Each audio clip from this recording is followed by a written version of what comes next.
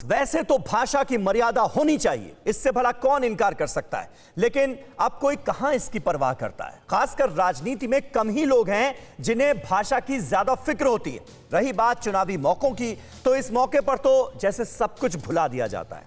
कौन क्या कह रहा है इसका अंदाजा शायद ही रह जाता है। हां, क्यों कह रहा है यह जरूर समझ में आता है। तो क्यों बहकती है चुनावी मौकों पर हमारे नेताओं की जुबान। 7 सवालों के जरिए समझते हैं। चुनाव है, भाषा को लेकर मचा बवाल है। 7 सवाल है क्या जवाब। नेताओं के पास चुनाव जीतने लायक मुद्दे नहीं होते और इसलिए ऐसी भाषा पर उतरना पड़ता है। राजनीतिक पार्टियों के पास गिनाने को काम नहीं होते। जनता के लिए 5 सालों में किया क्या यह बताने के लिए नहीं होता। या जो पार्टी विपक्ष में बैठी है उसके पास यह नहीं होता बताने को कि हम जीत कर आए तो करेंगे क्या। वोटर काम के आधार पर वोट नहीं देते हैं, ये मानकर बैठे हैं क्या नेता। समर्थकों को अपने नेता की ऊट पटांग बातें अच्छी लगती हैं क्या, यह भी एक बड़ा सवाल है। क्योंकि अक्सर हम देखते हैं जब ऐसे विवादित बयान दिए जाते हैं तो तालियां बजती हैं। ऐसा क्यों। विवादित बयानों से मतदाताओं को भटकाना आसान होता है क्या, यह भी बड़ा सवाल है। भड़काऊ बयानों को रोकने के लिए मजबूत कानून नहीं है और क्या मजबूत कानूनों के अभाव में नेता इस तरह के बयान देते हैं। कई जगहों पर भड़काऊ बयानबाजियां होती हैं और उस पर रोक नहीं लग पाती। 7वां और अहम सवाल, राजनीति की भाषा में गिरावट को देश ने मंजूर कर लिया है क्या। क्या जनता ने भी मान लिया है कि चुनाव आएंगे तो नेता तो ऐसे बयान देंगे ही। ये तमाम वो अहम सवाल हैं जिनके इर्द गिर्द आज हम अपनी बहस को आगे बढ़ाएंगे। हमारे साथ कई खास मेहमान जुड़ चुके हैं, उनसे आपका तारुफ करा दें। अनिला सिंह हमारे साथ मौजूद हैं, प्रवक्ता हैं भारतीय जनता पार्टी की। वंदना सिंह हमारे साथ मौजूद हैं, समाजवादी पार्टी की नेता हैं। शंभुनाथ शुक्ला जी वरिष्ठ पत्रकार हैं, वो हमारे साथ जुड़ गए हैं। और संदीप चौधरी प्रवक्ता हैं आरएलडी के, वो भी हमारे साथ मौजूद हैं। सुमंत कुमार अलीगढ़ से हमारे संवाददाता भी हमारे साथ लाइव कनेक्ट हो चुके हैं। लेकिन पहला सवाल अनिला जी से मैं लूं उससे पहले एक अहम खबर, बयानात का हमने जिक्र किया तो बयान से जुड़ी खबर। योगी के गर्मी वाले बयान पर जयंत चौधरी का पलटवार क्या सामने आया है, ये आप देखिए। ऐसा बटन दबाओ कि बीजेपी की चर्बी उतर जाए, ये कहा है आरएलडी चीफ जयंत चौधरी ने। आगे वो कहते हैं यूपी के सीएम योगी आदित्यनाथ के लिए कि बाबा को ठंड लग गई है, कंबल ओढ़ लें। मेरे बाबा ने 1970 में गुंडा कानून बनाया, आपने क्या किया। ये वो सवाल कर रहे हैं योगी सरकार से। योगी ने कैराना के विरोधियों की गर्मी उतारने की बात कही थी और कहा था कि कैराना और मुजफ्फरनगर में कुछ लोगों की गर्मी नजर आ रही है, इसे शांत कर दिया जाएगा। योगी बाबा जो कह रहे हैं कि इनकी गर्मी निकाल दूंगा और मई जून में शिमला जैसी ठंड हो जाएगी। मुझे लग रहा है कि पिछले हफ्ते जो एक शीत लहर आई थी, इनका माथा बहुत बड़ा है, इन्हीं को ठंड लग गई। जयंत चौधरी ऐसा भर भर के वोट दो, ईवीएम की मशीन को ऐसा भर के दो, नलके के बटन, हैंडपंप के बटन को ऐसा दबाओ कि भारतीय जनता पार्टी की जो चर्बी चढ़ रही है, सारे नेताओं की चर्बी उतार दो आप।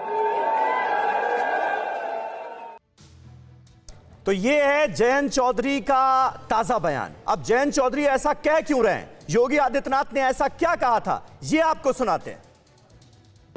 एक गर्मी जो अभी कैराना में और मुजफ्फरनगर में कुछ जगह दिखाई दे रही है ना, ये सब शांत हो जाएगी इसके बाद। क्योंकि गर्मी कैसे शांत होगी, ये तो मैं मई और जून में भी इसको बहुत शिमला बना देता हूं।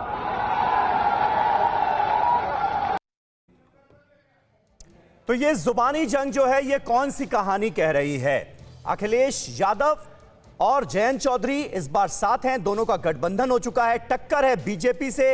योगी आदित्यनाथ क्या कह रहे हैं वो हमने आपको दिखाया और जयंत चौधरी क्या कह रहे हैं वो भी आपको हमने सुनाया। किस तरह से वार पलटवार की ये सियासत इस वक्त नजर आ रही है। और भाषा तो आपने देख ही ली हमारे नेताओं की। आइए देखते हैं कि योगी आदित्यनाथ और जयंत चौधरी के बीच गर्मी और चर्बी की जुबानी जंग कैसे चली। गर्मी वर्सेस चर्बी। योगी आदित्यनाथ कहते हैं कैराना और मुजफ्फरनगर में कुछ जगह गर्मी दिखाई दे रही है, ये उनकी तरफ से बयान आया। जयंत चौधरी कहते हैं ऐसा बटन दबाओ कि बीजेपी की जो चर्बी चढ़ रही है, बीजेपी नेताओं को जो चर्बी चढ़ रही है वो उतार दो। इस तरह से ये गर्मी वर्सेस चर्बी के बयानात नजर आ रहे हैं। कैराना से तमंचावादी पार्टी का प्रत्याशी धमकी दे रहा है, यह कहा योगी आदित्यनाथ ने। जयंत चौधरी कहते हैं योगी कह रहे हैं कि मैं दंगाई हूं, मेरे बाबा ने गुंडा कानून बनाया था।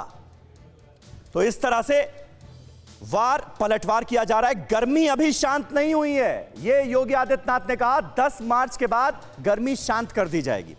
जयंत चौधरी कहते हैं अभी हाल ही में शीतलहर आई थी, उसमें इनका माथा बहुत बड़ा है, इन्हें ठंड लग गई, बाबा को कंबल की जरूरत है।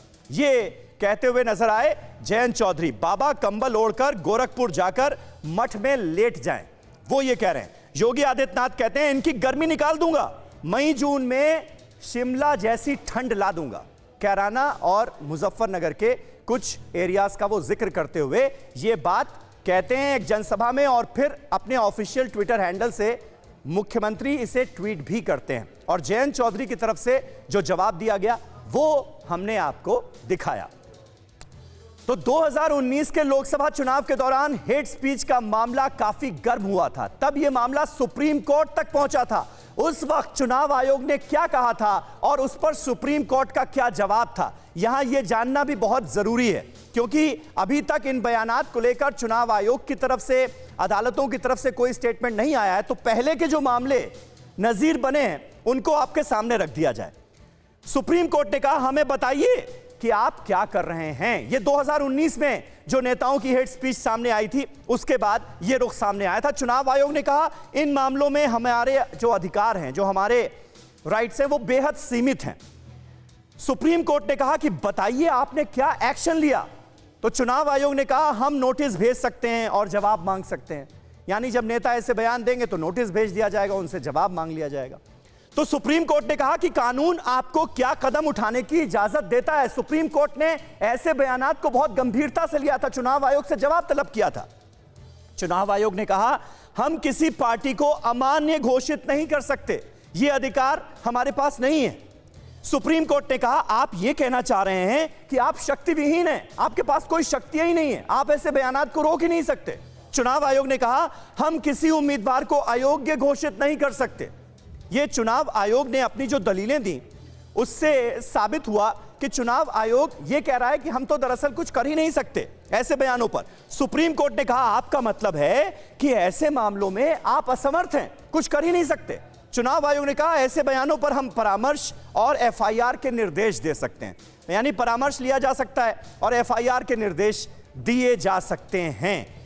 तो कुल मिलाकर 2019 के हेट स्पीच के मामलों में यह नजीर हमारे सामने आती है।